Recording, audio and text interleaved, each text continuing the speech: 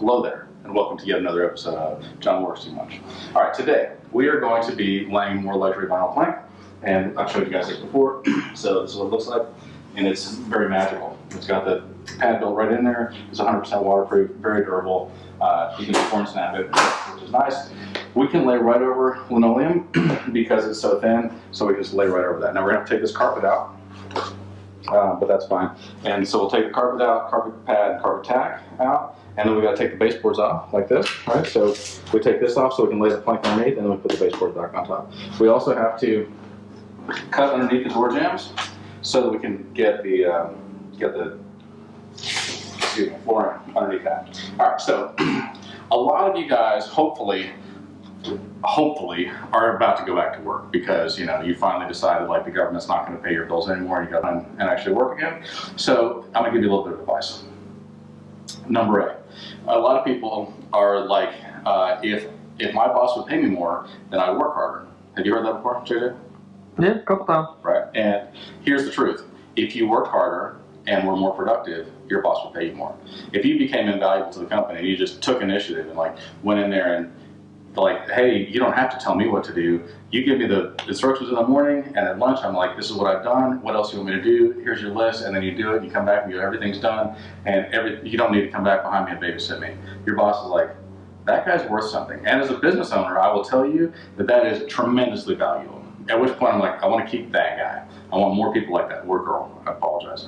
I work girls too. A lot of them. So with that mentality, rather than saying if my boss will pay me more, I'll work harder, because that is a backwards mentality. Your boss looks at you as basically, and don't take offense to this, worthless, because you are just a meat robot that like barely does your job, and that's embarrassing for him. And he's like, ugh, you are a strain on me. You are, and I know so many business owners, they're like, my people, like, how have they done this for this long and they can't get this basic task right? So that becomes very frustrating. But if you walk in and you go, I want to learn this, I'm going to do it, and not in a bossy way, but just I'm going to take care of business, you will become very valuable. And so on that same line of thinking, a lot of people are like, if God would do miracles, I would believe. And the truth is, if you believe, God will do miracles. And just to be clear, and I forget about this because I've been a Christian for a long time, a lot of people feel like miracles happened a long time ago. Like back in the Bible days, that's when miracles happened. Like they don't happen anymore. And that is 100% not true. I can't tell you how many miracles have happened in my life. And I mean, I know people are like, oh yeah, the miracle of birth and all this. That is a miracle. But I just want to say, like, legit, like there's no way that there's this many coincidences in life. Miracles happen all the time. If you 100% believe, just shut off that part of you that doubts. Shut off that part of you that's like, but what if this doesn't happen and I look like a fool? What if it does? What if it doesn't work out like you thought? You're no worse off. Believe that God is going to do a miracle, and I promise you, God will do a miracle. And we're going to do a miracle right here because we're about to lay this floor. So here pretty quick, we're going to show you the transformation that happens when you apply your faith and put it in action. All right, see you guys soon. Bye. Oh, hey there. So just putting in some laminate, and I thought I'd leave a little note for the next guy. I don't know if you can come around here and take a look at this. So they're going to pull up this floor, and it's going to say, we've been trying to get in touch with you about your car's extended warranty. Because I'm a horrible person. So a couple things I think are important to think about. Number one, sunburn means something very different to a vampire. So think about that, because it does. And then what else do you think, JJ? What else is important stuff? Laminate flooring. Laminate flooring is important stuff, but also we need some nonsense. These people, you know what? Our viewers have hard lives, and maybe they need some love, need something to laugh at, and I'm just a clown for them to laugh at. So I took a DNA test. Have you done one of those yet? No, not yet. Yeah. And it turns out, I'm sorry. I'm just sorry for who I am. I don't know what to tell you guys. You don't have to watch. Like, you could turn the channel, scroll on by, whatever you want to do. But once again, that's Haley Lemon. Oh, it's over here when you want to cut a finisher. Hopefully when you dig in your butt, you pull out a pencil and not a prize, because that would be horrible. And then next time you dig in your butt, pull out a knife, a square. So this stuff is corn snap, which is pretty cool. Which means you just cut it with a knife and then so. Pretty magical, don't you think? Really beats the old stuff. I'm telling you, it really, really beats the old stuff. Alright, hope you have a wonderful Saturday. I'm working, as usual. Loving me about. Oh, hey, you guys still watching? So, today, we lay this laminate, so come on with me. This is a luxury bottom plank, and it is wonderful stuff. It's 100% waterproof, very durable, scratch resistant. You can beat with a hammer. It's really nice. So, and then laid all this laminate, and we took out all the baseboards and then put them all back in and caulked them. So that's pretty amazing. So I want to tell you guys a quick story. First, let me preface that by saying that if you're a Christian, the world is watching and waiting for you to fall. I'm sorry, but that's just how it is. Let me tell you why, okay? They want you to fall, and they want to find you doing something wrong and catch you like, aha, because if you fall, then that gives them the excuse to be like, see, they're not that big of a deal. They're not what they say they are. They're hypocrites. Therefore, I'm justified, and I can continue to do whatever in the world I want to. So they want you to fall because that means that they don't have to feel as bad about themselves. But, hear me out on this. More than that, they deeply, whether they know it or not, want you to succeed. Because if you succeed, if you stand firm, and if you are just filled with faith, and if miracles happen all around you, then that gives them hope, because that means that they really can succeed. And there really is hope, and they really can have some way out of the mess that they're in. So stay strong. Now I'm going to give you an example. Okay, I told you I'd tell you a story, so here's the story. When I was 16, I just got saved. You guys know I've been a drug dealer and overdosed and died. And I was like, I'm ready to do my life different. I'm going to start completely over. I'm done with this life. I'm a new creation. I'm done. And so I got a job at Applebee's. First I went to Jesus People USA and served homeless people for a while. And then I got a job at Applebee's as a dishwasher for 6 months. And while I was there, I worked long hours. I know that's a surprise to you. But I would open and I would close. So I'd get there really early before the store opened, before the restaurant opened, and then work all the way through until they close at 2 a.m. and then clean up afterwards and get up and do the same thing again. So I was very tired a lot of times, and I worked hard. There was this cook, and he hated me, and I knew he hated me. He openly hated me. Here's a few examples of how his hate was expressed in action. So he would throw tomatoes at me. Not that big of a deal. He would throw steak knives at me. Okay, bigger deal. He poured bleach on my feet so that the skin off the top of my feet peeled off. One night, I opened and closed. I was cleaning out the bathrooms. I walked into the kitchen, and him and everybody that works there was standing with the water hose, scalding hot water, and hosed me down with scalding hot water, and then all laughed at me. And he came to me later. You know, I didn't really make a thing out of it, but he came back to me later when he was alone, and he said, you know why I mess with you so much? I'm like, yeah. And he goes, it's because you're a Christian, and I hate you for it. I hate you for the fact that you're a Christian, because I used to be one, and then I got into drugs, and I started sleeping with my girlfriend, and she got pregnant, and we had an abortion, and I abandoned God, and you will too. And I was like, well, I'm really sorry that you went through that. I'm really sorry that you feel that way. Fast forward, I don't know, a couple months. I'm walking into the kitchen, and I overhear, as I'm walking in, not on purpose, some people saying bad things about me. And then this same guy, this cook, stands up and says, don't you say anything bad about John. As I'm opening the door, I hear whatever the bad thing was, and don't you say anything bad about John as I'm opening the door. And I just pretended not to hear anything and went on about my way. And he comes up to me later by myself, and he says, do you know why I stood up for you? And I'm like, bro, I have no idea. And he goes, it's because you're a Christian. I've never seen anybody live their faith like you, and I want to see you succeed. You give me hope. And so hopefully that gives you guys hope to stand firm, because people are watching you. 100% of the time they're watching you, and they're looking to you like, is there actually hope? So stay true. If you remember, on Saturday, we laid this floor, but then I had to film a concert on Saturday night, so we left early, so that's all we did. But now we're prepping a floor, so I want to kind of show you a couple things. First, we have to we took the carpet out here, then we took all the carpet pad out, then we took all the carpet tack out and baseboards out, and then we cut the bottom of the doors off, and then we swept. And it looks really nice. It's ready for us to lay a floor in here. But let me show you something that you don't normally see, okay? Wait a minute, come in here. You're telling me that when you do construction, there's dirt and dust? Well, as a matter of fact, there is. And I don't know if that's like a new COVID strain or what. That's probably all the dust.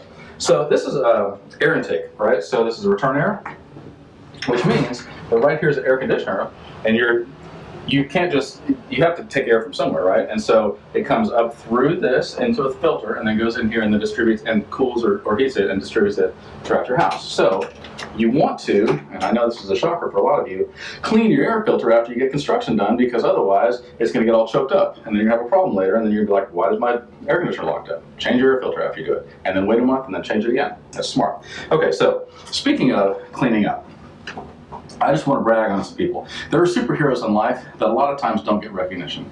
So there's a guy that goes to my church, and his name is Russ Warren, and he's 82 years old. Great guy, humble man. He was a pilot, very successful, but also very humble. You just see him and you just think, what a wonderful man. But maybe you don't think that. But then you start hearing things about him and you go, what a wonderful man. So he has dedicated, I don't know how many years of his life, to a prison ministry. And he goes into the prisons day after day, week after week, year after year, and teaches classes that take about a year. And there's different, you can come in at any point, and then you get a certificate at the end of it. But he teaches you practical life skills, a lot of Bible stuff, but also how to be a man, how to take care of your finances, not get in trouble, not come back to prison, all this kind of thing. And a lot of times, he tells these guys, man up. Because look, we grew up in a fatherless generation, and there wasn't a man to kind of show us in the house, this is how you shave your face, this is how you read a tape measure, this is how you do these things. And so, we end up with a lot of entitled, lazy, I think afraid to actually do anything men that are then having children and passing that on. And he's like, man up, do the right thing. And so because of that, normally prison recurrence rates, right? So if you go to prison and you get out, the likelihood that you're going to end up back in prison is around 80%. So that's a pretty high percentage rate. But because of the work that he does in the prison that he works in, it is 27%. And I just admire that, and I'm so grateful for that, because just think about what that does for those men. You give them dignity. You give them a life that they would not have otherwise had. And think about their families and all the people that love them. They're like, they finally are a better person. Think about all the future victims that don't end up becoming victims because that person is now clean, sober, a Christian, living a good life, and not getting in trouble with the law anymore. So I just want to say hats off to you for doing such an amazing thing. And I want to encourage you guys, because a lot of times I hear people say there ought to be a program for, and people ought to do this thing, and if I get enough money, I'm going to start a program where other people do these nice things. And I'm like, why don't you invest some of your time and do these nice things? Why don't you be a friend and a neighbor? Yesterday at church, Jonathan Chevron, one of our pastors, spoke, and he said, I want to make it difficult to go to hell. If you know me, if you live in my neighborhood, if you go to my church, if you hang around me at all, I want to make it difficult. If you live in this city, I want to make it difficult for you to go to hell. Some people still will. They will insist. They will refuse and not want to hear a word I say, but not because I didn't tell them. I want it to be so hard, just like what Russ is doing. I want it to be hard for men to go back to prison because we're giving them all the tools they need. I want it to be so hard to go to hell and so easy to go to heaven. So, hope you guys are having a wonderful day. Change your air filters. We're going to get back to work. Do you ever feel frustrated? Do you ever feel like you're beat down? Like maybe you're not having the best day? I'm sure I'm probably the only one. Today's been one of those days for me. Everything seems to be like, wow, you're just getting beat up every step of the way. Helper with no name. Can you vouch for that? She's nodding her head. Yes, she's nodding the camera. That's good. It's been a rough day. Now look, the Bible never promises that we're going to have an easy life. In fact, it says the exact opposite. And a lot of times, the fact that we are going to have problems, our salvation comes through our suffering. Okay? And how we handle a situation oftentimes is a great testimony to other people. How I handled this situation this morning, not a great testimony to my helper. I've been rough and mean, punching holes in walls and kicking things, throwing them around like a spoiled brat, like a immature child. That may not be true, but nevertheless, I want to tell you some stories about somebody who did go through some hard times and how they dealt with it, how it was a blessing. Okay, so literally all the 12 apostles of Jesus were all martyred, which means that they were killed for their faith. Okay, except for John, because they tried to kill him twice and he didn't die. Okay, so here's what happened. They get him, and I was at this place in Ephesus, right? Ephesus is where Paul wrote the book of Ephesians in the New Testament. So they bring him to this Colosseum that held 25,000 people. I was there, not at the time. And they convict him of being a Christian, and he's like, well, you think I'm going to change? You're insane. And so they're like, we're going to sentence you to death. And he's like, okay. And so they decide they're going to boil him in oil. Now I want you to think about this for a second, because if you've ever had a grease burn, then you understand that it would be like that times a lot, like you're getting deep fried. So I once knew, when I worked at Applebee's, the guy was cleaning out the grease, whatever they are, vents, and he slipped because everything was greasy, and he fell into the deep fryer and fried his hand up to about his elbow. Not pleasant, a lot of pain. I also know a guy that got like 90% of his body covered in burns. Not pleasant. Anyway, so they take John and they dip him in boiling oil, and as they're doing it, he's got his hands lifted up, he's praising God, he's singing songs, and he's asking that God forgive these people that are doing this to him. So naturally, they're like, this is different. Minutes later, he should be dead. I don't know how many minutes later. He should be dead. He's still got his hands up. He's still praising God. He's still praying for their forgiveness. He's still singing songs. He's ready to go home, but he's not dying. And so then the crowd starts to turn, because they're like, wow, his God is real. And so they start to change their mind, at which point the guy in charge is like, get him out of here. And so then they exiled him to the island of Patmos.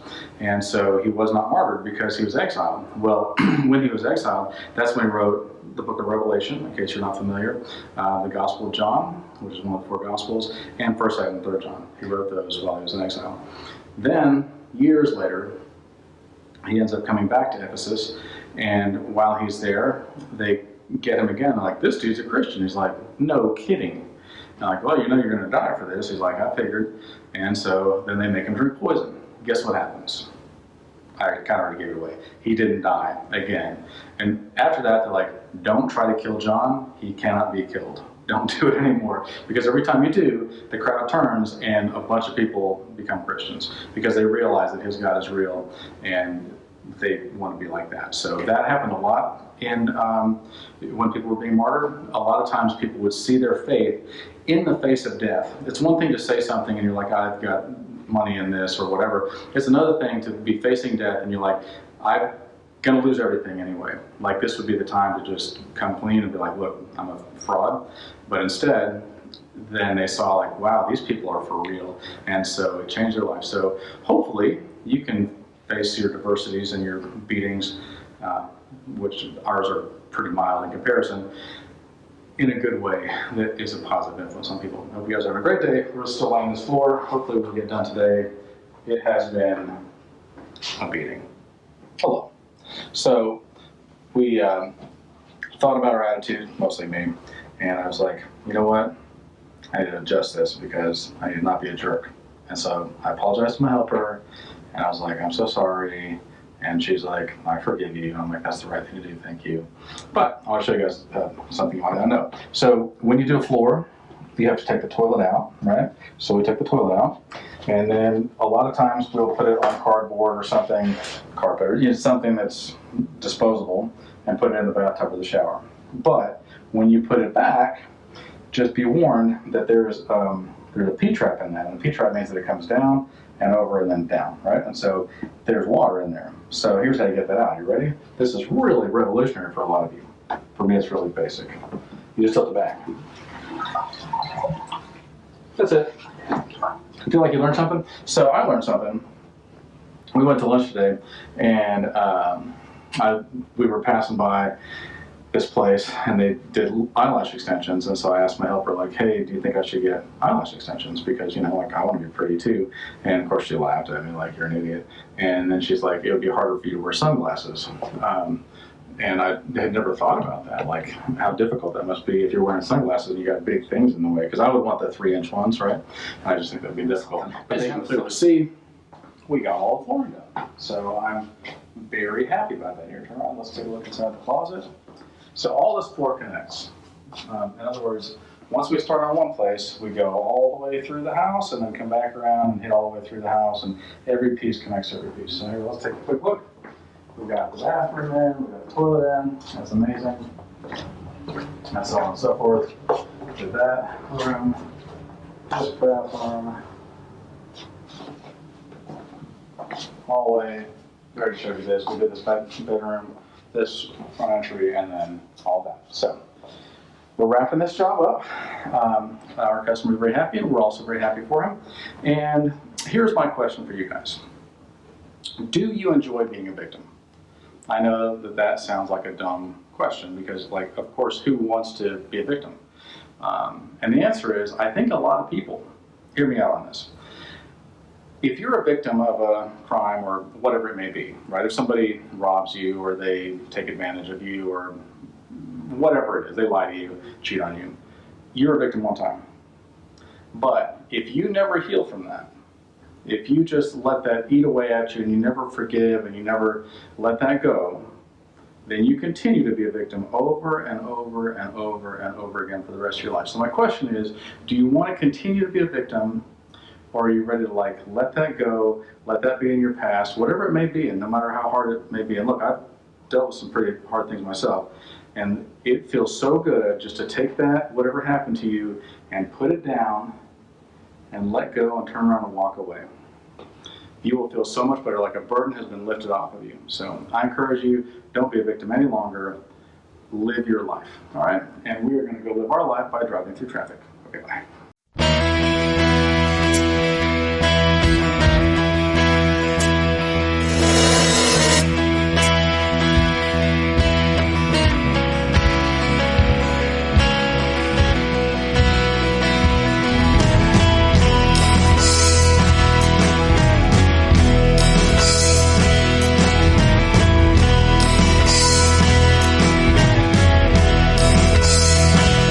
I've been scared.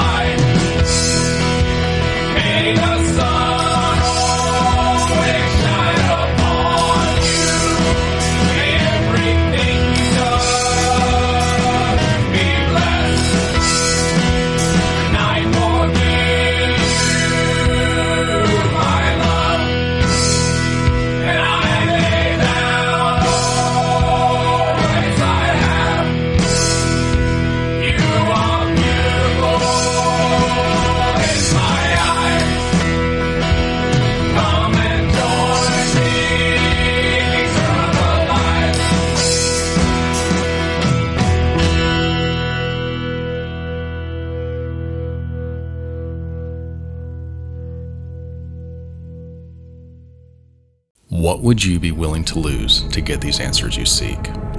Would you give up everything? Eli is gentle. Don't you remember? You thought that was a dream, but that was me. I know this is hard, but you asked for the truth. Jacob looks around the hall. No one seems to be in the hospital but them. All the normal busyness has ceased completely.